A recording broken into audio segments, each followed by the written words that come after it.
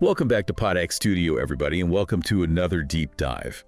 Today, we're going to be taking a close look at something that I think is really important, and that's how to create a more balanced life. This is something that I think is especially relevant for anyone who is maybe new to the whole time management thing and just starting to really think about how they can make their days more fulfilling. Yeah, I think you hit the nail on the head there. And we've got some great material to dive into today. We'll be looking specifically at episode 1 from the time management series, and that's titled Balancing Your Life. And our goal today is to help you really grasp the core ideas about life balance that are presented in the source material, particularly if you're like you said, just starting to explore time management in a more holistic way. Right. Okay, so let's jump right in. The source material starts off by introducing this idea of 9 pillars of happiness. And I know when you first hear pillars of happiness, it might sound a little bit, kind of out there, but it actually turns out to be a pretty practical framework. It really is. The author suggested there are these 9 essential areas in our lives that contribute to our overall happiness. Things like our relationships, our career, our health, our personal growth, and so on. And the point they make right from the beginning is that even if you have most of these areas going really well for you, even if you're killing it in 7 or 8 out of these 9 areas, if you're neglecting just one of these fundamental pillars, it can throw your whole sense of well-being out of whack. Yeah, and what's really interesting is how interconnected these pillars actually are. You might be doing fantastic in several areas of your life, but if one is lagging behind it, can really impact the others. Exactly. The source actually gives this very relatable example.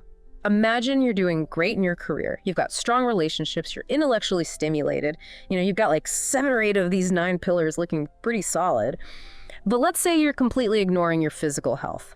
Maybe you're sitting all day long, never getting any exercise. Right. The source kind of playfully describes this as becoming a slouch potato. Like that character from WALL-E. I love that.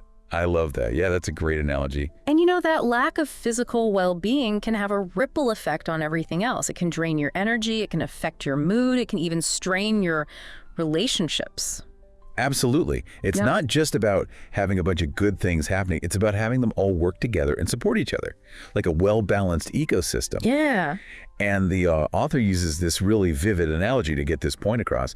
They talk about physical pillars holding up a roof. Okay, I like this. So think of your overall happiness and satisfaction as the roof, right? That's what we're trying to build here. Now, if you've got some really tall, strong pillars representing certain areas of your life, but then others are like super short and weak, or maybe even completely missing, well, that roof isn't going to be very stable, is it? No, not at all. It's going to be all lopsided. It might even start to collapse in on itself. You need that solid foundation across all the pillars to really support the roof.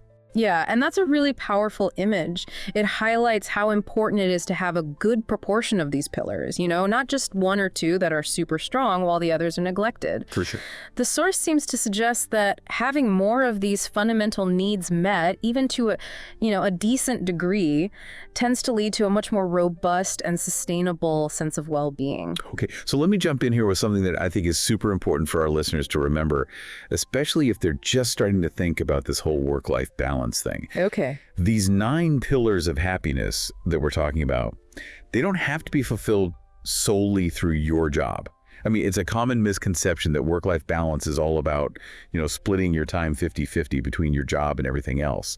But it's so much broader than that. It really is. These pillars can and should be nurtured through all sorts of different areas of your life. Your personal relationships, your hobbies, your free time, how you connect with your community, the things that bring you joy outside of work. Absolutely, and I think that's a much more empowering way to think about it. Totally. And that's actually how the author in this source material defines work-life balance. Yeah. It's not about creating this rigid separation between work time and lifetime.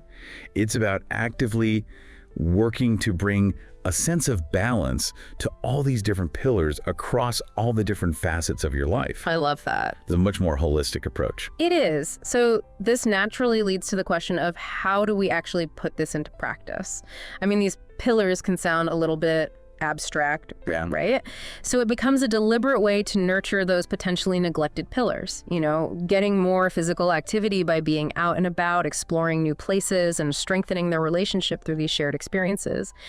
Yeah, and I really appreciate that the source emphasizes that exploring new places doesn't have to mean jet setting off to exotic locations all the time. Right. I mean, it's great if you can do it. Sure. But for many of us with our everyday responsibilities, it needs to be something much more accessible. It could be as simple as, checking out a new park in your neighborhood, or visiting a museum you've never been to before. Maybe even just trying a new restaurant down the street. It's about intentionally bringing a sense of novelty and discovery into your routine, even in small ways. Yeah, absolutely. It's about being a tourist in your own town. Exactly. So this personal example really helps to bring the whole concept of these pillars down to earth. It does. It shows us that it's not just some abstract idea. It's something we can actively work towards in our own lives. Exactly. So for all of you listening out there, especially if you're new to this whole world of time management, I want to encourage you to start thinking about your own life in terms of these pillars. What are your own pillars of happiness? What are those fundamental needs that if you consistently ignore them, leave you feeling unfulfilled, even if other areas of your life seem to be going well? Yeah, I think that's such an important question to ask yourself. It is. It really is. And to help you further explore this concept, it breaks down all our activities into 4 main categories. Those that are relaxing for the mind, those that involve focused work for the mind activities that are exercise for the body, or what the source also refers to as focused work for the body, and then finally, activities that are relaxing for the body. Okay, so we're moving from these sort of, abstract pillars to thinking about more concrete things that we actually do with our time. Right. And the connection here is that certain happiness pillars are going to be supported by activities that require us to really concentrate and focus mentally. Like tackling a challenging project at work or learning a new skill. For sure. While other pillars are going to be fed by activities that are more about enjoyment and letting go. Yeah. Like spending quality time with loved ones or just relaxing in nature. It's all about recognizing that we have different needs and different types of activities nourish different needs. Absolutely. And a key principle to grasp here is this idea that opposites can actually create balance. So when you spend a lot of time engaged in focused mental work, it's super beneficial to then engage in activities that allow your mind to relax and unwind. Okay, yeah, I can see that. And similarly, if you're pushing your body with exercise, it's equally important to give it time to rest and recover through more relaxing physical activities. Right. I like that. So it's all about finding that sweet spot between pushing yourself and giving yourself permission to rest and recharge. Exactly. That definitely falls under the focused work for the mind category, right? Absolutely. I mean, that requires a lot of concentration and mental energy. Right. On the other hand, creative work often falls more into the relaxing mind work category. Yeah. Those moments when you have a flash of inspiration, those aha moments often happen when you're not actively trying to force it. Right. Like when you're taking a shower or going for a walk or just letting your mind wander. Totally. I think we've all had those moments where the best ideas come to us when we're not even at our desks. Exactly. And exploring new places also generally leans toward that more relaxing side for the mind, because it's about taking in new stimuli and experiences without necessarily needing to be super focused. Yeah. But then, things like learning new things or working on new ideas, those typically demand more focused mental effort. And something like spending quality time with people you love, that's definitely on the relaxing end of the spectrum.